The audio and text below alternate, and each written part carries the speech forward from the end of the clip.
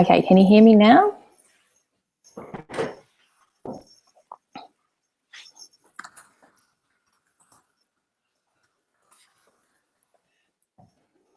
Okay, let me know if you can hear me, Judy, and then I will share this link with the people on Twitter so that they can hear me too. And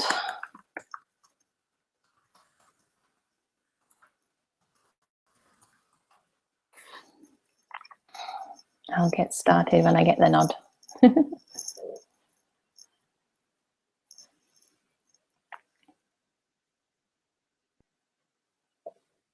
Great. All right then.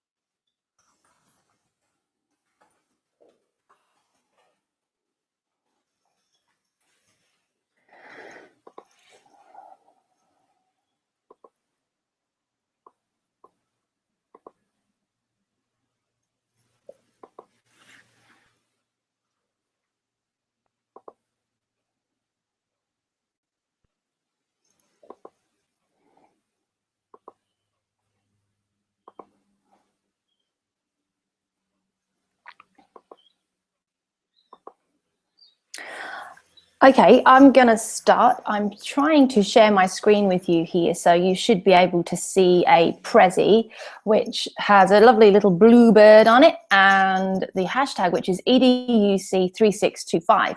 Please feel free to use that hashtag. I can see that we've already got Sue Williams online, and Kirby, Mariah, Hannah. There's a few people already in there ready to go, so that's wonderful. If you are online, I just posted a link to a feed that's streaming via YouTube at the moment, so you'll be able to follow along as well if you want to.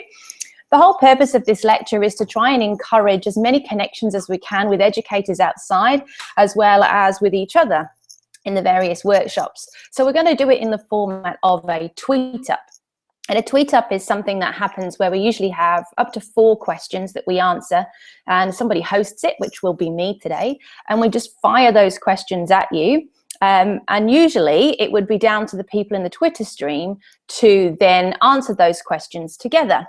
But obviously this time I'm going to try and integrate that with a lecture at the same time. So I'm going to offer my thoughts from what I've discovered at the same time for you. Okay, so Trudy's just asked me to try and make the Prezi full screen, so I'll do that now. That means you can hear me and all's going well, so that's good. There you go. All right then, so the first question, everybody on Twitter, on EDUC3625, is what are the key things in ASEP levels 3 and 4 that we can support parents to help us with? For those of you who don't know, we're looking at looking at the ICT General Capability, and we're looking at the social and ethical protocols, the top part of the cheese wheel that we know we have to eat through before we can get any further. And we know that we can find all of that information on the curriculum website by heading into the General Capability. And for our assignment, we've got to look at a particular year level. So we'd head into the learning continuum, and we'd be looking at those particular levels. So we'd be looking at levels 3 and levels 4. And we're looking at all 4 of the elements that are a part of that applying social and ethical protocols and practices when using ICT, particularly if we want distinction or higher distinction level. So those strands there are the things that are key. So what I've done is I've pasted those into a Word document, okay, and I'm just going to hide that so you can see that. Okay, so you can see that we have intellectual property, we have digital information security practices, we have personal security protocols, and we also have the impact of ICT to consider. And these are the things that we have to focus on when we address our assignment. So in our assignment, we're trying to see how we can connect with parents so that we can support them to support us and the students or their children to meet these requirements from the continuum of the ICT General Capability. Okay, so I've kind of gone through here and I've highlighted things in red that I consider to be the key things. So let's have a look at what that might look like. So for intellectual property and identifying the legal obligations regarding the ownership and use of digital products and anything really online that we use, like images, music, video, we need some referencing convention. So what are the legal obligations and how do we reference that in our work? And how do we acknowledge digital products created by somebody else? Now, you'll see at this level, we're not being asked to follow any specific guidelines. It's not like we have to do Creative Commons or anything like that, but we do have to acknowledge things. Now, I'm sorry if I'm looking to the right occasionally. I've actually got my Twitter feed on my iPad at the moment, and I'm just having a look at what you're saying to me. So please communicate with me if you feel you want to. Let's get rid of that. So intellectual property wise, we know that we shouldn't just be telling students to do a Google image search and then paste those images into their documents. We know that we need to be having conversations with them about intellectual property. Now, sure, under the Education Copyright Act, we're covered and we could probably get away with that. But we have to remember that these students are going out into the real world, into the wide world, and we're meant to be teaching them the rounded skills that they need to function out in that world. And one of those things, as per this general capability, is to understand about who owns things and how we reference that, as we've just read. So one of the ways we might do that is by using the Creative Commons search tool. So you can see here that this is the bog standard Creative Commons search, and we can search for images, music, video, even the web. And we know that we can choose whether we want it for commercial purposes or to adapt and build upon. So by that, we're asking for permission to take an image and edit it, take some music and mash it up, or use it in the background of a video by cutting bits out of it, or maybe a YouTube video that we want to slice up and dice or redo ourselves as a class. So all of these things can be found through this one Creative Commons search engine.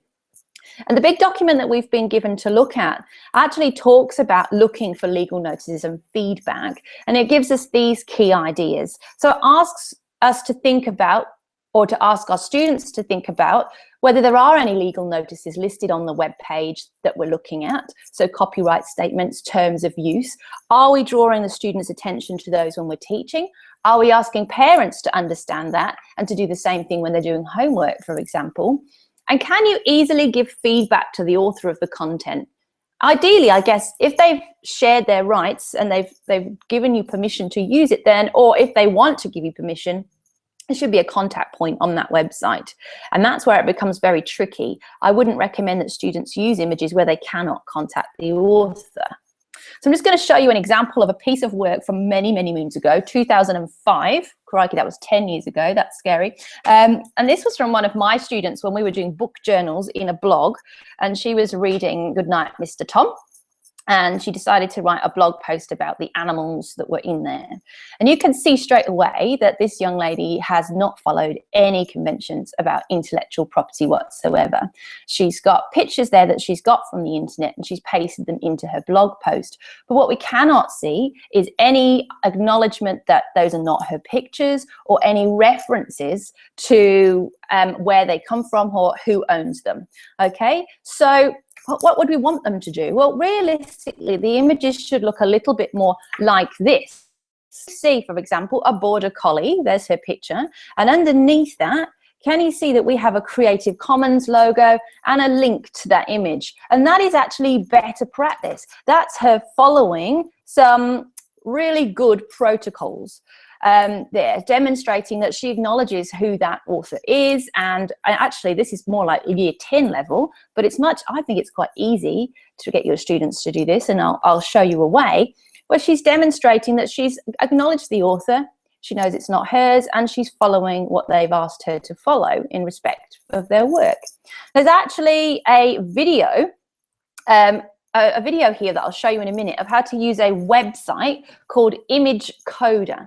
An image coder will allow you to take the URL or the web address from Flickr, and Flickr is one of the websites that's used on that lovely Creative Commons search that I showed you up here. So you can see Flickr image, and it will find you a Creative Commons image, and then they can just paste the URL into this system. Here's a video of me looking for a border collie. They can paste the URL that they find in Flickr, and this will show you how to do it, directly into that website, and from there they will get the image and the correct citation underneath it following the Creative Commons standards, and even some code that they can copy and paste into their blog post, so they don't actually have to go in and do very much work at all. So you go get code, you paste the URL of the image that you found, and it does all the work for you. And perhaps that's something that we could consider using with our students, so that they are drawn attention to what the rights are there with the green ticks. They're given the option to make the image whatever size they like, and they're given the HTML code that they would then paste onto their website or blog. So that might help them to identify legal obligations and to acknowledge digital products created by somebody else. What about digital information security practices? So here we're looking at independently applying standard guidelines. So at this point, at level 3, students should know already what the guidelines are, and they should be using them without too much prompting. And these will perhaps be guidelines that we've created earlier on in our school career, and they will be very particular to specific digital systems. And we'll have a look at that in a minute, how schools are doing that. So I'll explain that a little bit further on, if that's all right, when I give you some examples. And then independently applying strategies for determining and protecting the security of digital information and assessing risks associated with online environments. So here we're looking at password protection. Where are you storing your files? Who's got access to those? If we're in a cloud-based scenario, maybe using Dropbox, Google Drive, something like that, what are the security protocols around using documents like those? Particularly when we're looking at something like Google Docs or Google Drive, where we might share it with other people and invite comment or edits, for example, if you're looking at a particular tool there. What are the risks of doing that, and what are the tools that are within that to help you overcome those risks? What's really interesting for me is that we're actually asking our students to assess risk. So it's actually no good to take all the risks away and not give them the opportunity to manage some element of risk. And in some schools, we're very risk adverse. And actually, when you look at this, by year 6, our students need to understand risk, and they need to be given, in a safe way, some risk to manage.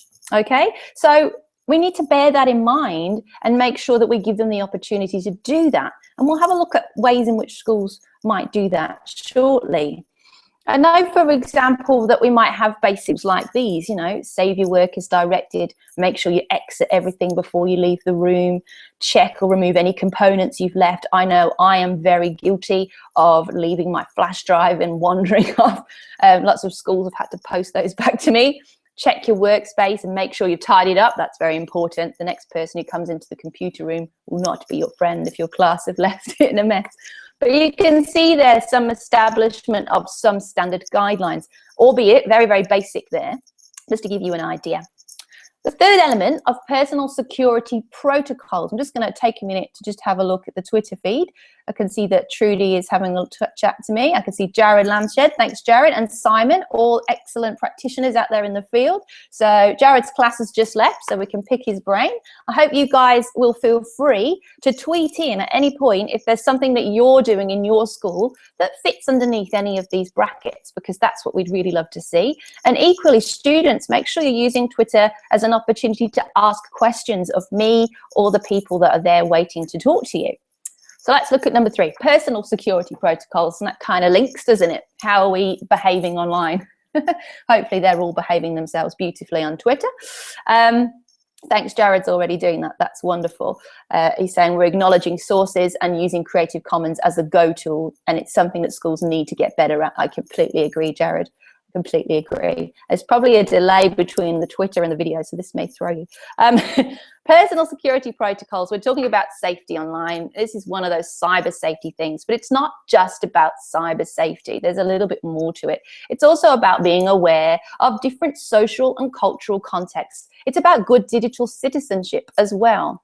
And I find that in schools, we tend to spend a lot of time talking about safety and cyber safety and the threats. And sometimes we forget the other 3 elements that I'm talking about here in terms of safety of data, intellectual property, and the impact of ICT on society. And that's something we really need to look at, I think, particularly from when I've been asking teachers for feedback on this particular lecture. That's what I've noticed.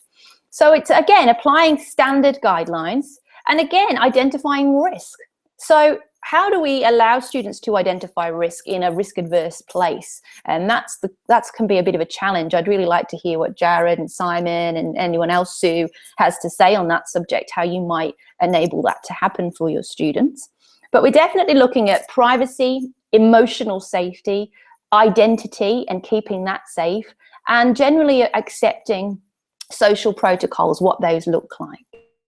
So, you know, in the document that we've been given to look at the pass level, we've got some suggestions in here that we've probably heard before. So being aware of the risks and behaving appropriately, not publishing information that can be identifiable, such as your name, your home address, certainly not putting all of those things together.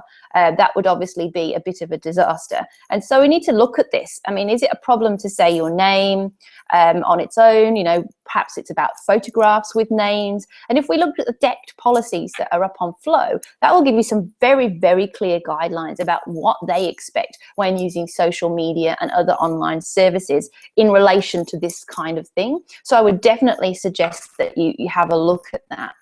And there are plenty of resources online that look at this from the perspective of a parent as well, in relation to our assignment that we perhaps could link to in our blog or set assignments from for our parents if we wanted to. The last one, impact of ICT on society, as I think Trudy has said in their workshops and things, is quite interesting in that it doesn't really get that much attention. And it's very interesting because it's one of the most important things equally, looking at things like what is the impact of us sitting hunched over with our iPads in the classroom? What is the impact on learning in that particular way versus pen and paper? Do we need to mix it up? What is the future? I was reading, and I tweeted this out a few days ago, a blog post that suggested that 60% of students in Australia are currently learning skills that they won't need when they leave school for jobs, because those jobs will be automated by technology. So how do we address that in our classrooms? What skills do we focus on? There are some really big questions there for educators, definitely. And certainly, I would suggest that we need to be drawing similar questions to the attention of our students, particularly because we never know when we might spark a little bit of innovation in them. Perhaps they've found a problem that they would like to solve. Okay. So that was question 1. So that was, what is it that we're going to be addressing? Okay, so let's have a look at question 2. I'm just going to prompt this on Twitter now. So question 2 is, how do we address these ideas in the classroom? All right, so how do we address these ideas that we've looked at, these key elements of of the general capability in the classroom. So I'm just going to share that with you on Twitter. This is what some of the teachers have told me. I sent a Google form out to a few colleague friends of mine to ask them what they're doing in their schools. And the first one that came up was intellectual property. So it was really interesting because in a lot of the conversations that I was having, I was being told that actually the convention of referencing was far less important than being able to attribute and acknowledge. And if you look at the continuum, actually it sort of suggests that at the very early stages, you do need to recognize who has permission and acknowledge that author. And that's, you know, pretty much it. But as we move along the continuum, we start looking at how we're referencing that. So the best strategies that schools have found is spending more time on creating than curating. So creating their own photographs, making their own music, recording their own videos, rather than using resources that are out there online already. But when it comes to sources that they want to use online, they're using things like photosforclass.com, ImageQuest, World Book, and Sounds Abound. And I wanted to share those resources with you because those might well be resources that you would like to use yourself when you're creating your blog. Perhaps these are things that you would like to use in your classroom, or also perhaps when you're talking to parents in your blog post.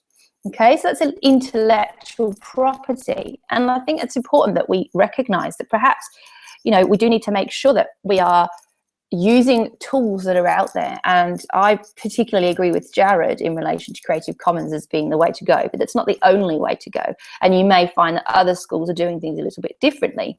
Whether they're being a bit risk adverse is the question there. I'm just tweeting out photographs of the various slides as I go in case people haven't quite managed to find the live feed. If you haven't found it, scroll back through the Twitter stream and you should find a YouTube video where this is streaming live currently. So second one was helping students assess the risks. This is really interesting because we are very risk adverse in education. Some of the suggestions that I've had is that it's similar to real life. If it feels wrong, it probably is. And if in doubt, screenshot what you're doing and tell an adult. And these are the kind of standard things that we see a lot, perhaps in those documents that you've been given to look at. Also, one of the teachers came back to me sort of looking at it from a more holistic approach, that it was essential that agreements were shared between teachers, parents, and everyone so that everybody knew where they stood. So in their school, they discuss why they take these approaches with closed environments, why it is that they're removing the risk, and that's how they're getting around it. So they're talking to students in the reverse. They may have closed the environment, but they're explaining why. And I'll let you decide whether or not you feel that's a best practice in your mindset. This is just one practice. So why teachers get messages whenever you post something? Why is it that a teacher gets notified? Why is it that we do enforce essential agreements like you must only have an avatar, no photograph? And you can see that in doing that, by reversing the conversation, we are being made aware of the risks that may be out there. So that's quite an interesting way of doing it. The next one is to look at the standard guidelines. So what are standard guidelines and where do you find them for keeping data and other digital information absolutely safe? So what is it that you teach your students, or what processes do you use? So they basically said that in one school, they told me that the starting point was their standard school agreement, that the school rules are safety, respect, learning, and that those translate to any environment, whether that be the playground or social media. When it comes to policy, in this particular school, they have devices that go home and all sorts of things. There are parent loan agreements, and that's another point of contact with parents, and student responsibility policies as well. So students are being given responsibility for following those guidelines, and there are consequences either way. So those cover things like privacy, security, age-appropriate tools, legalities, ethical elements, and the learning purposes is where it gets a bit messy. So if you've got a device that you're going home, being able to understand when you're using that device for learning purposes or when you're using that to play, and at what point do those policies come in. I thought that was really interesting. is this something that we want the students to apply to when they're gaming? You know, have a think about those. Those are the kind of things that you could be talking to parents about in your blog posts, for example. Okay, and obviously keeping passwords safe and changing them every term. Change those passwords every term so that we keep on top of it. When I asked what resources do you use to create these guidelines, a lot of it was these kind of resources which we've already shared with you and you can find in Flow. So Buddy, Common Sense Media, etc. And we'll have a look at some more resources shortly. And the last one that I asked them was to share any examples of how they might have involved parents in the work that they're doing, just in case there was anything there that we might be able to pinch, because that's what learning is all about, taking something and doing something different with it. So examples of how you've involved parents. So parents' cyber safety presentations come up quite frequently, and communicating with parents about online resources and how they're used. So actually having to get permission from parents to do blogs, to use photographs online, etc., actually does create that opportunity to communicate with them and share some policies and practices and maybe even some tips on how we might work closely together. But we need a whole school approach, is what this teacher's telling me, that supports students, teachers and parents. So all three elements to understand their responsibilities. So covering 4.5, the general capability and the parents. So learning and technology are both at home and school. So, you know, the issues do carry home to school and vice versa. And what we want is parents to be able to communicate with teachers about issues that are happening at home so we can support that in the classroom, and equally teachers to be able to communicate with parents in the other way around. So perhaps have you considered that in your blog post? You know, is there going to be an option for parents to communicate with you if they want support or they've seen a particular behaviour, have a particular question that they'd like to ask you that relates to something like this? Is that something you've considered the other way around, what's going on at home and how that might reverse back into the classroom? Just a thought. I thought those really good points there, scaffolding that. Now, when we actually look at our assignment, I'll just pause. I'm just going to have a quick look at Twitter. I can see it's mostly me at the moment tweeting pictures.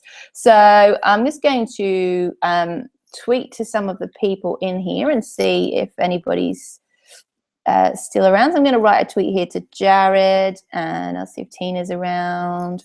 I'm just going to ask if they've got any suggestions that they would like to add to that. Please feel free to ask them questions as well. Save me typing. And then we'll see what they say. Okay. So in relation to your assignment, I've just brought up the higher distinction and the distinction level because obviously we're all geniuses and we're all trying to aim for the sky. And I just want to have a look at what that might look like for us. How can we meet this in relation to that second question? And the second question is, how do we address these ideas in the classroom? Okay, because when you look at the higher distinction level, you can see that you have to create in your mind an integrated unit of work. You don't have to write and share the lesson plans with us, but there should be a context given there. So in the classroom, there should be something going on that you're trying to connect the 4 substrands to, so that you can ask parents to come and support that learning. So that's why I've linked this here. So I just kind of had a look at something in year 4, and I created something that linked science and English together and focused on operating as well as ASEPP, investigating, creating and communicating. I'm going for all of the whole continuum here.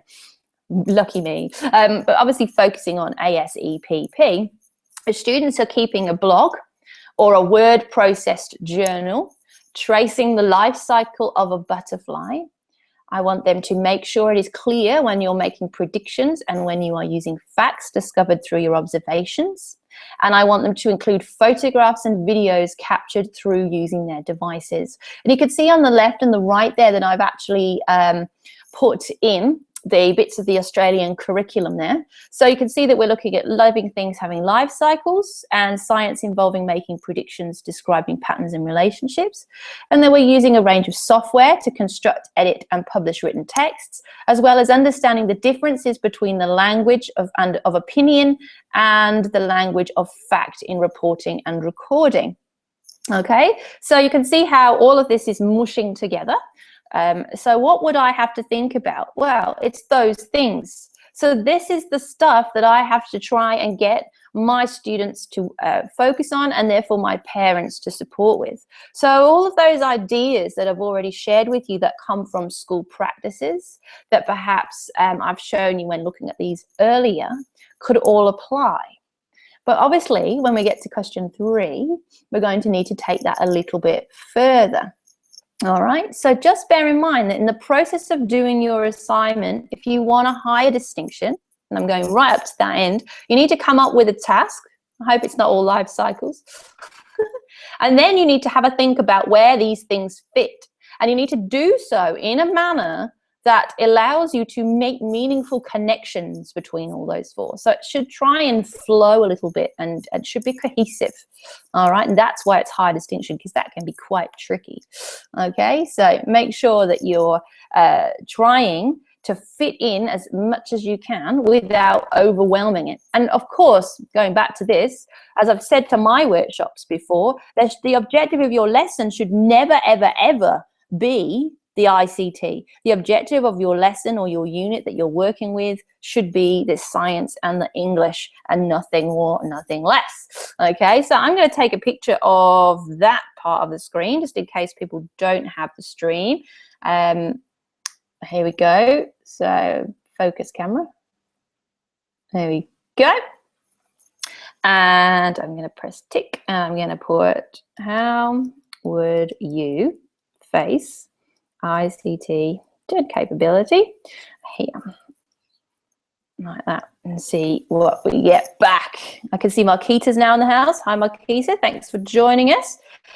She's put, it's interesting to see that we expect kids to use avatars but judge adults that do. That is very true. And what does that tell us about perhaps risk-adverse behaviour in schools equally? Interesting. All right. I like that question, Marquita. Thanks. Question 3 then. Let's move on to question 3. Really important stuff. What resources can we use to support parents, to support us? Question 3. All right. So I'm not going to spend a heap of time talking to you guys about this, because there are an awful lot of things out there already that we've put on Flow. I've also put a whole heap of these links here into the Prezi. And yes, in answer to Trudy's tweet, yeah, the Prezi link will be added to Flow. That's not a problem at all. And of course, all of these links will be in there. Now, when I had a look around, I found it quite easy to find things for cyber safety or for that 3rd element. But it was becoming more and more difficult to find things for ICT in the future and the impact of ICT. And it was quite interesting that there were not so many sites that dealt with things like data security. So things like the LR Republic, the Cybrary IT, has courses that you can do that allow you to work through that.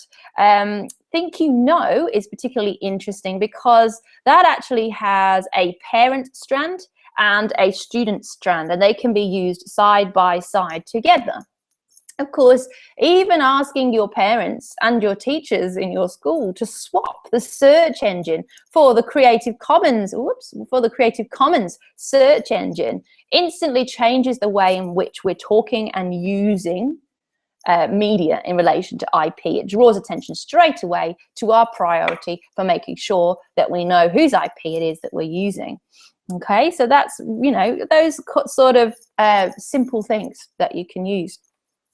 Outside of using technology, of course, common things like holding after-school sessions with parents. There are some cracking schools that do that. I know that West Beach Primary School near me, I see the newsletters all the time amongst my mommy friends, have regular meetups every couple of months with parents on various policies and things that are going on in their school.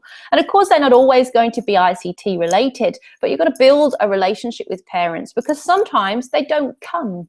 So it's really important that those relationships are strengthened by, you know, meetings face to face. Aligning tech policies with the current school rules and culture is incredibly important because, you know, every school has its own culture, and you must make sure that you've brought the technology use into that culture.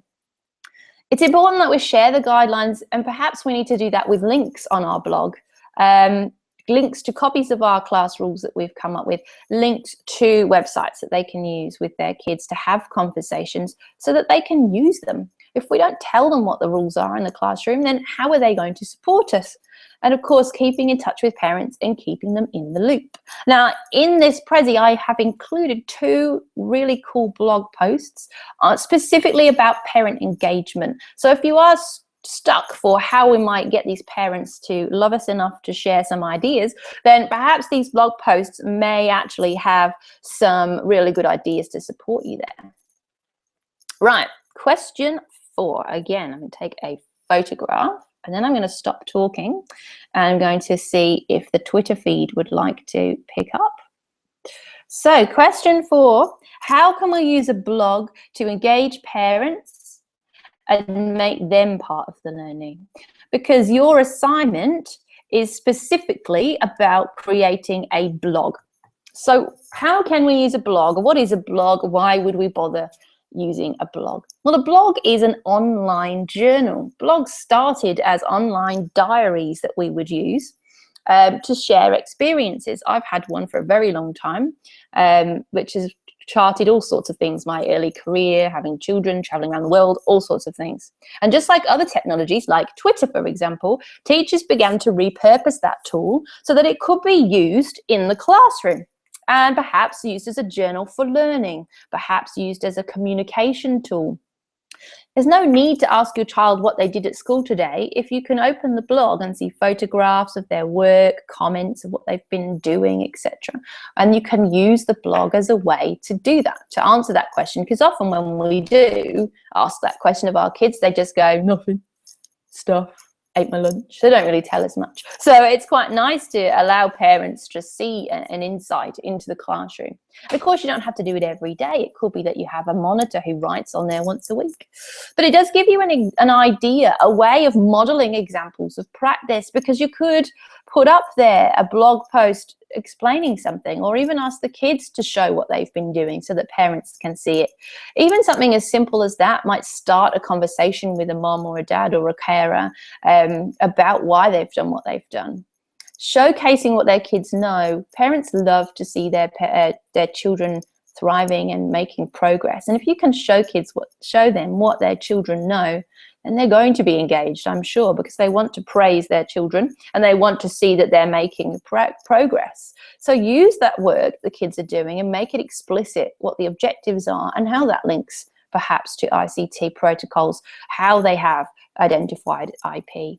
So we know that in the general capability, in the document itself, it states that we don't have to report on it specifically, but we do need to report on it and comment on it in relation to how we use ICT.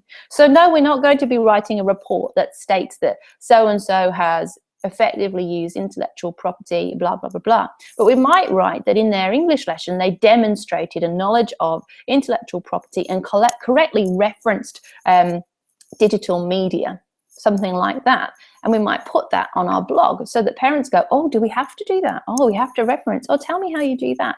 You know, start conversations. It is a window into the classroom. So here's an example of a blog that's been created on EduBlogs, which is what we're going to be doing this week in workshops. And I just want to show you one or two elements on here that would obviously work well for communicating with parents. The first thing I want to draw your attention to is the difference between pages and posts. A page is something that is static and remains there forever. It's not something that disappears off the front page. In fact, it's very rarely on the front page. And so it has its own menu option up here. So a page is the perfect place to share resources that you want parents to frequently refer back to. That's all I'm going to say. I'll let you decide how you might use that. A post, on the other hand, is something that's a little bit more diarized. Like I was saying, it goes on a calendar. So a post is going to change. So this one was written on the 26th of August, I think. So if I wrote one today, that one might disappear off the front page and another one may come in its place. So it's not as easily accessible. And so we might need to have categories so we can find our posts back again, or we can use the search box here to find things. But the point is that this is something that's more here and now and what is happening right now. This is where you might share the good practice that's going on, the modeling questions for parents to consider. It might be that you put a link to a post up here for a little while in your menu, so that if this is something that's working, you know, for the rest of the semester or for 4 weeks, parents can find it. Or it might be that you put it on the page itself, a link to that post on the page so they can find it. How do parents benefit from this? Well, obviously it's a portal to find information. It's also perhaps potentially a place for you to scaffold activities, questions that they might want to ask their children so that they know how to support you. But it's also a place where we can comment. So parents can write back and praise the students, maybe ask questions, maybe invite the parents to ask questions. And perhaps the parents will start, like we do on Twitter, to support each other and answer each other's questions. Maybe you'll be going in there and answering the questions, or maybe, just maybe, their kids will be answering their questions because they're independently following guidelines and directing their parents back, maybe. Obviously, anything we can do to support parents to find information is always a bonus, and we have a link role that we can put in our sidebar. So sidebar is this element here that currently has things like recent comments, it has the links, it has a list of recent posts and the categories, and an archive so we can move backwards and forwards. And that's generally on the right or the left-hand side of a blog. Often the posts area, it's the thing that changes frequently. The sidebar doesn't. The sidebar very rarely changes as frequently. Okay, so have a think about how you've got links that you could add in there and how you might be able to use categories to help parents find information so that you can use the blog to support them with modeling examples, etc., etc. Okay, so that's what you're going to do. Excuse me for making you a bit dizzy. I pressed the wrong button. All right, so that's what we're going to be looking at. How do we make those blog posts? All right, so those were our 4 questions, and I believe we have about 2 minutes remaining. So, and I don't know what kind of delay there is on here, so I'm going to stop talking, and I'm just going to have a look at the Twitter feed now. So let's have a look. We can see there's 36 new results, or 37 going on here. So I could see some comments being made here. I have finished my talk, my lecture, and I hope that you take the opportunity to go back over it, listen, ask questions. Just because I've stopped talking doesn't mean this conversation has to stop. That's what Twitter is all about. And I look forward to you connecting with some of these educators and asking them lots and lots of questions. That's me out. I'll stop and I'll let you explore Twitter and the answers to those questions. Enjoy, and don't forget that you can get hold of me on @TeacherTechno. Take care.